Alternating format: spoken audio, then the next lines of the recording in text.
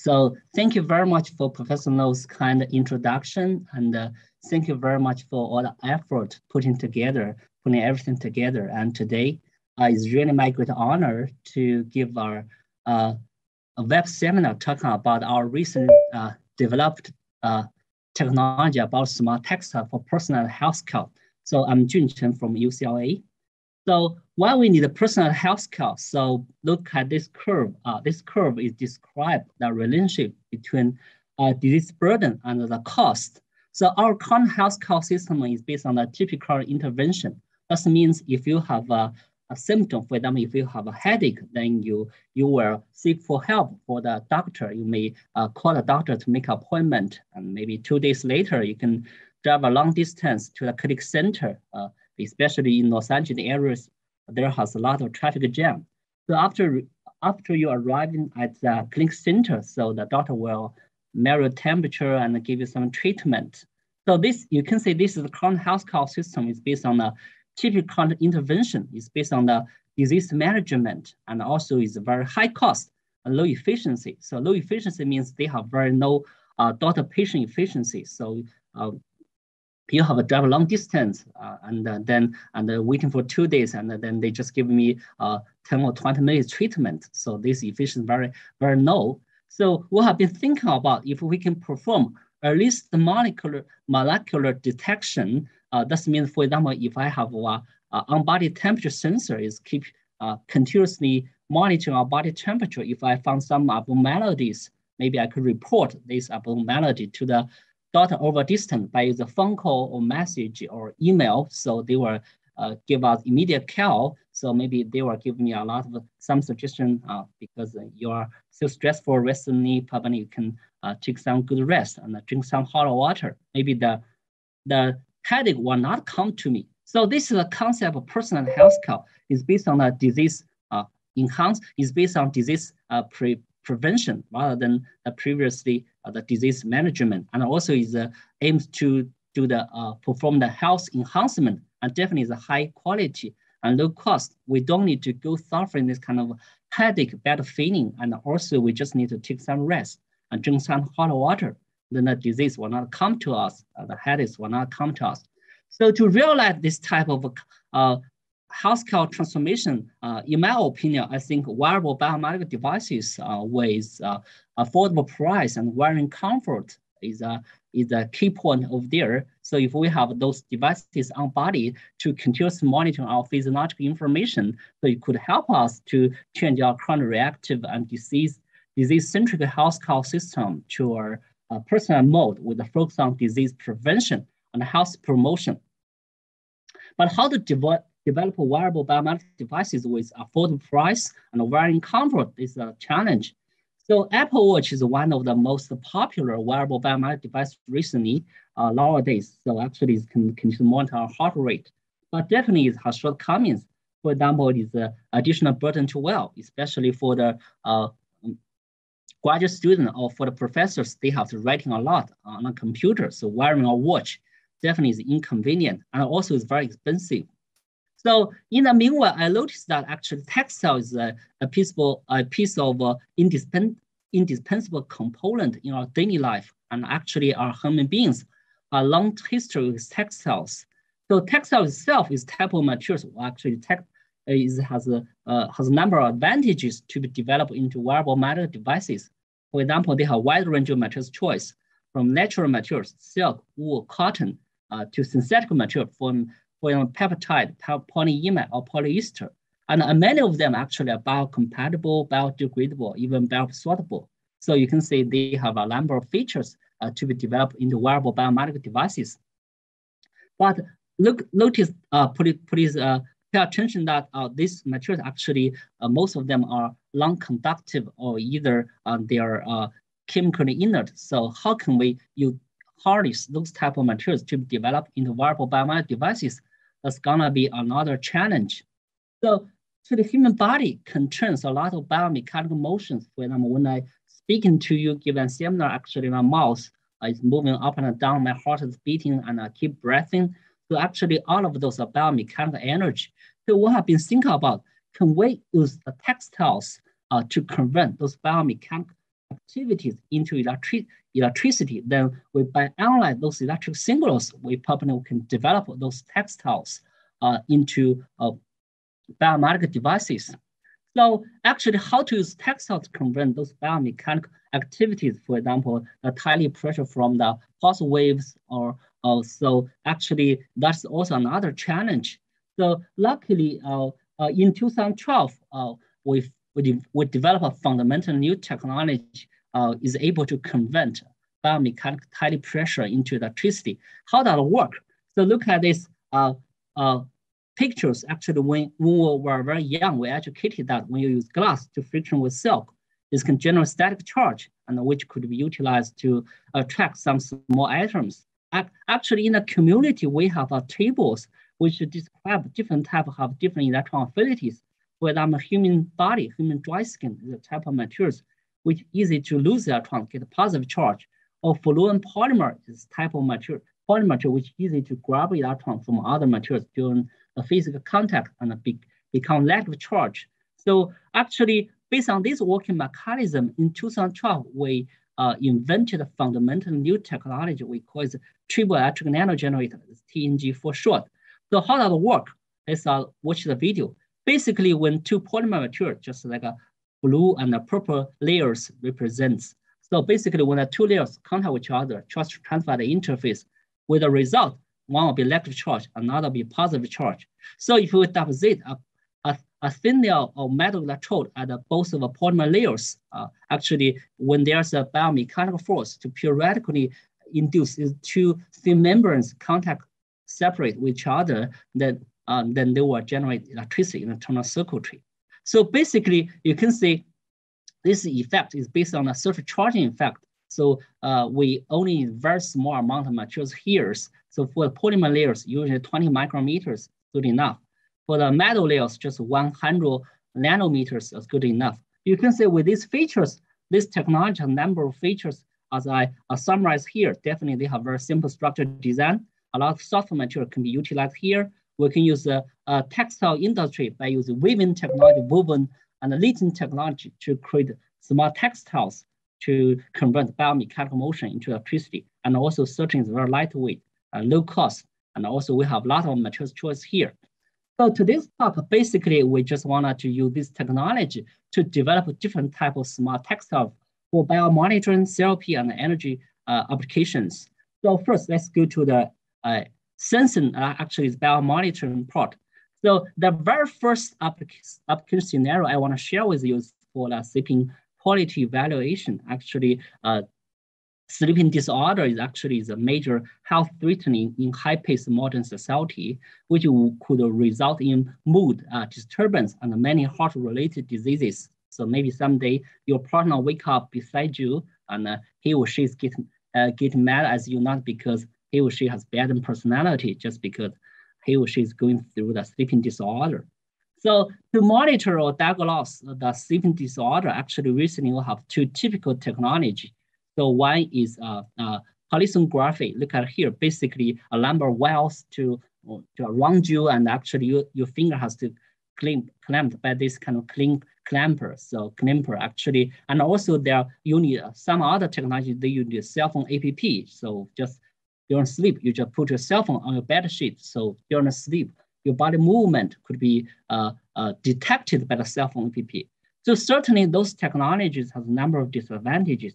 For example, they have a complex structure design. So, and also they're very high cost. Look at this, they are use high technology. So these are a lot of wells and cell phones and apps. Actually, definitely this is very expensive.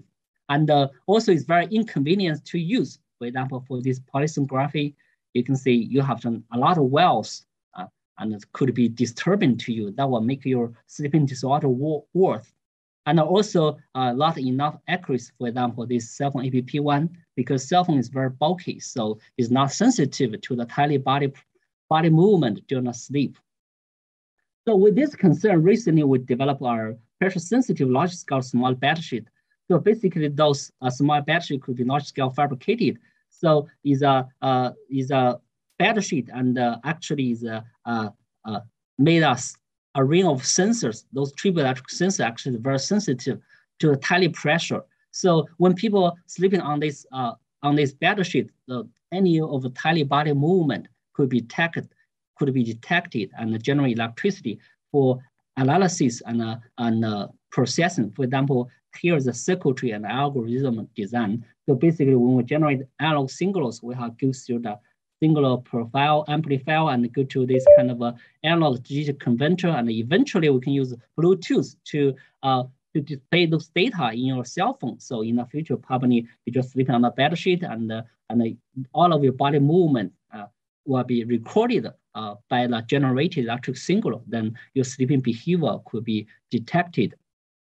So this three, you look at this. Actually, this 3-layer structure design actually is not waterproof. So recently we also developed another single-layered, ultra-soft, washable, smart textile. Look at here. Basically, the scale was 1 meter, so it's very it could be large-scale fabricated. So let's take one single unit for illustration to show structure design. Basically, we just integrate functional fibers into the commercialized fabric. So you can see those functional fibers actually is triple nanogen as well. So basically, we just use a silicon tube and other encapsulation layers. And when there's a mechanical force deform the silicon tube, and then because silicon tube and the polyester here have different electron affinities, with the result, they can generate electricity in the internal circuitry. And the silicon tube actually can prevent the water molecule to directly contact with those triple layers materials, so that device could be totally, completely waterproof. So we can use those for sleeping apnea detection. So some people may stop breathing during sleeping. So if you don't wake him or her up immediately, it may cause death. So we just cover those bed sheet and put it against on the human body against the belly part. So you can see during a normal breath, you can generate regular current or voltage peaks. So if the people stop breathing, so they will generate a large fluctuation in the output circuitry. So we just develop those fluctuations into a phone call or trigger alarm. Then they will notify the family member and to wake him up immediately. Otherwise, it may cause death. So this smart textile sleeping monitoring. The smart textile not only for sleeping related biomonitoring, it can also be utilized for pulse wave monitoring as well. So here is one of the design. Basically, we structurally mimic the human muscle fibers and use electron spinning to form this non-woven textile structure. So those devices also very thin, just about 70 micrometers. So you can weld this type device against different body artery site. For example, for the picture here, they're showing that we weld this type of device against the leg arteries. So you can see before, after exercise, our heart rate could be continuously monitoring. So you can see before exercise, you can see the heart rate is 73 per minute. After exercise, the heart rate increased to 92 per minute. So basically, we just calculate the number of peaks and divide by time. Then actually we are calculating the heart rate. So definitely this long-woven textile is not called breathability. So recently we designed another real fabric-based pulse wave monitoring sensors, and we also made them into a flower shape. So basically we use a silver-coated fabric on a substrate. On the top of them, we use a polyester twist the metal yarns to form this type of hybridized yarns. So actually take a cross-section view. So this yarn actually is a hybridized yarns, which use 3 polyester yarns twisted against the metal yarns. So how does it work? So basically, let's take a cross-section view. This fabric device against the leg arteries, so the artery vibration, the blood vessel compression and expansion will induce a contact area change between the polyester and the bottom silver layers, which also will induce electric signal in the internal circuitry. So look at the data. So when we weld this piece of device against the west arteries, you can see the general electrical peaks actually according to different cardiac cycles. So let's take one close view of one cardiac cycle. You can see the typical point PS, PI, PD could be clearly viewed. So after we get those data, we still need to go to the signal processing and actually Bluetooth transmit the data to a cell phone app. So in the future, just one piece of textiles, your pulse waves actually could be timely displayed. So basically, if you find some abnormalities, you can report those informations to the doctor over distance immediately. So here's a video to visualize the operation procedures. Basically, this piece of textiles, and here's the signal processing circuitries, and here's the wireless receivers. So basically, you can say just wear this piece of textiles, and your pulse waves could be timely and continuously displayed on the desktop. So actually, for those type of sensors for pulse wave monitoring, actually motion artifacts is a big challenge, because not only pulse waves could induce electricity generation, but also the body movement. For example, when you bend your arm. So with this concern, recently we developed another textile-based cardiovascular monitoring device. But here we use the machine learning to get rid of those the electric signal induced by motion artifacts. So the results show that when we wear this piece of devices, when even you're doing exercise, so the measured blood pressure actually has a similar result with a commercialized cardiovascular monitoring device. So in the future, you should wear this piece of device, and then even you are walking and doing exercise, your cardiovascular system could be continuously monitored. So actually, textile not only could be utilized for biomonitoring, it could also utilize for therapy as well. So here I want to just give one piece of example. That is textile gloves as an assistive technology for wearable center-speech translation. Actually, 37.5 million Americans 18 and older report trouble hearing, and 75% of them are report actually unemployed. Actually, with these concerns, recently we developed a text gloves which is able to perform wearable center-speech translation as assistive physical therapy. Basically, this text gloves has two components: one stretchable sensor unit, and another for this kind of finger spelling into electricity. And then we have wireless flexible printed circuit board for signal processing and transmission.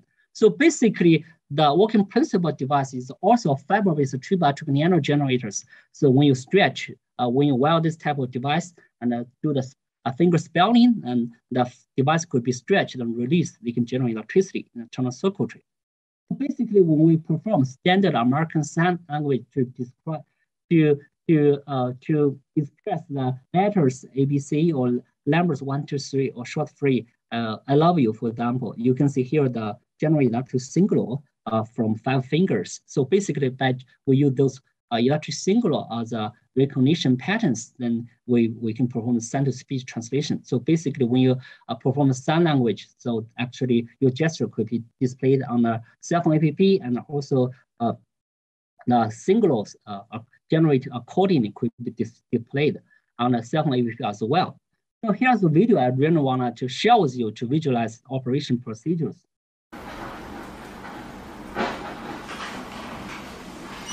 I L Y I love you. So basically, this work recently received a lot of media coverage, more than 200 in the world, and also is highlighted by Science, and also is made a top 10 science story for 2020, and also is the 2020 Automatic Top 100. So this database tracked more than 30.4 million work in 2020, and here is the top 100 most discussed paper. So that's one example I just want to share with you for therapy. So the last section is the energy. So why energy is the big picture of this personal health care. Look at those future wearable medical devices. Here's a wearable circuitry for biosensing. Here's a wearable ultrasonic sensor for pulse wave monitoring. So actually, to operate those devices is certainly the power source, but it's beyond the capability of batteries, because batteries, they have rigid structure, and they release heat during the discharging, and also they're made of toxic element. So, and also they are very hard to be incorporated into this flexible and soft these biomedical devices. To solve this problem, I'll be thinking about if we could use textiles to harvest energy from ambient environment, for example, solar radiation and mechanical deformation, so these can provide sustainable power supply to those devices to make them work sustainably. So not like a battery, they also have limited lifetime. You have to change them occasionally. So here is one of the design I want to share with you. Basically, this here is a hybridized power textile. It has two components. One is a electric textile is able to convert biomechanical motion into electricity. Another is a wearable solar textile is able to convert solar radiation into electricity. So the experimental data shows that with a size of 5 centimeter by 4 centimeter, just like a half a palm size, this kind of piece of textile under 1 cent condition, you can see they can generate power more than 0.5 milliwatt with a wide loading resistance from 1,000 ohm to 1 mega ohm. So with this power generation capability, we show that this piece of textiles could be able to directly charge your cell phone. And here, this electronic watch, actually, there's no battery inside. So we just weld this piece of textile and wave your hand under sunshine. So those electronic watch could be sustainably driven. So definitely with the capability of those hybridized power textile in the future, they are able to drive some small biomedical devices as well. So actually, use textile to harvest energy from human body and ambient environment, not only limited for energy harvesting from biomechanical and solar energy. So actually, they are able to harvest energy from body heat, biochemical as well. So basically, they have a textile component. For example, for the body heat energy harvesting, they have a textile thermal electric generator. For biochemicals, they have some textile-based biofuel cell, which could utilize the energy, chemical energy from perspiration. So recently, I was invited to write a review paper entitled "Smart Textile for Electricity Generation." Is published on Chemical Review and highlighted the front cover. You are interested, so please read this paper. So actually, energy harvesting textile, they have disadvantages. For example, they largely depends on the energy input. For example, if you walk into a shadow, so definitely there's no sunshine available, so then your output will be largely reduced. So in order to address this concern, recently we also hybridized fabric solar cell with fabric batteries. So basically, if there's sunshine available, so this piece of textile is able to convert solar radiation into electricity and immediately stored in the fabric batteries. So at a discharge platinum fabric batteries, so they always have stable electric output, no matter you twist your fabric or even there's no sunshine available. So it's definitely this can provide a consistent and stable electric output. So basically, with the regulation capability of fabric batteries, the photo rechargeable fabric could work as sustainable, stable power sources for wearable biomedical devices. So actually, textiles for personal health care, actually, here is a big picture I want to share with you. That's also my thinking I delivered in our recent invited review on chemical reviews. You look at pictures here. Basically, in the future, we can integrate different types of text components into a piece of clothes, in a piece of garment. So basically, they have different text components. Some could provide thermotherapy, some could provide biomolecular analysis, some of them could provide pressure sensing. So basically, in the future, we can have different type text component to integrate into a piece of garment, and a certain type of disease could be treated and diagnosed. So that's come to the ecology part of my talk today. So basically, I would like to thank our wearable bioelectronics group at UCLA with a number of postdoc, PhD student, and a master's student, and also my collaborators, contributors, and also the funding agencies. So thank everyone for your attention, and due to a time limit, I think that's much I want to share with you today, and welcome you to Los Angeles. Actually, we have very beautiful landscape here, and also I'm open to take any question if you have. Great. Thank you very much, June, for the great talk. So we have time to take a few questions. Just to let you know that there are over 400 participants from the WeChat channel. Unfortunately, we cannot see them from our Zoom platform. So we're asking Dr. Jia Wan to help relaying the question if there's any from those channels. And there's another channel, the Billy, I don't know how you say that in Chinese, but there's another channel, the B channel. So you have maybe, Billy. Okay, yeah, there are maybe another couple hundred people there. So I think we have a few participants from the Zoom platform.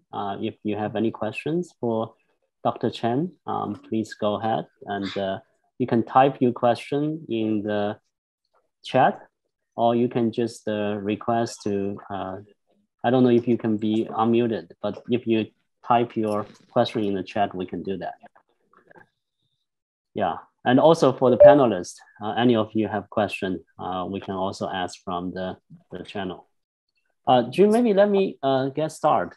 Very, very interesting work. I can see the progression you have been making in the past 10 years from the graduate students and now a very successful early career researcher. So maybe a more general question for the audience here. When you're making your transition from the triboelectronic generator, and then now you're doing a lot of bio-related researcher. So what is the motivation for you to go there? And do you have any, some kind of ideas to share with other people who might want to go through the same transition? Okay, so yeah, actually, so basically I was forced to choose this research direction. So when I my research focus when I was a PhD student is for energy harvesting by the tree biotronic energy generator under the supervision of Professor Zhongling Wang. So after I graduated with a PhD from Georgia Tech, then I'm trying to do some energy storage devices. And so I'm thinking about in the future, probably I can hybridize energy harvesting technology with energy storage devices and to develop my personal research direction. So that's my initial plan. So eventually I went to Stanford to work together with Professor Yi Cui to do some research on the energy storage. And especially I spent more than 1 year to develop some stretchable batteries.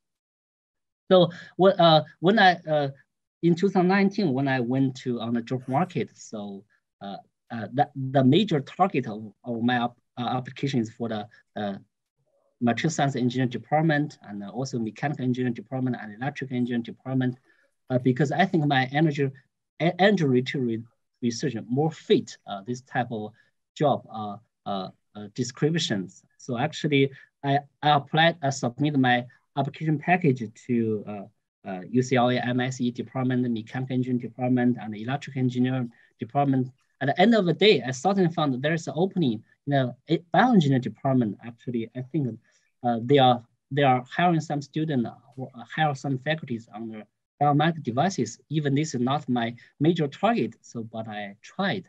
So it turned out to be only the bioengineering department gave me an on-site interview. And eventually they also gave me a faculty position. So this type of after I joined my bioengineering department, so I really think about probably I need to develop some wearable biomedical devices because then I started working in this direction.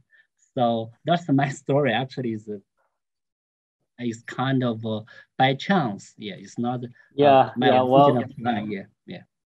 if I can kind of interject in here, I think it's you just have to keep open-minded, right? That's true. When opportunity arrives, you are prepared, and I think you are doing extremely well. Yeah, very, very impressive work. Thank you. Thank you. So I don't see any technical questions from the channel yet. So there are some delays. I just wish that the channels can be fused more seamless together. because people are in different channels, we don't really see them from the Zoom channel. In the work that you demonstrated for this textile-based energy harvesting and energy storage, it shows very interesting concept. Essentially, everything is integrated on the same platform, right? Yeah. So for this type of device, what about the reliability? Do you worry that how long those things can sustain? So definitely, this is a very good question. So definitely, for the research I show you here, I would like to say is more like a proof of concept. So for the fabric solar cell and fabric battery, they are starting with some polymer substrate, and then we do some chemical functional coating.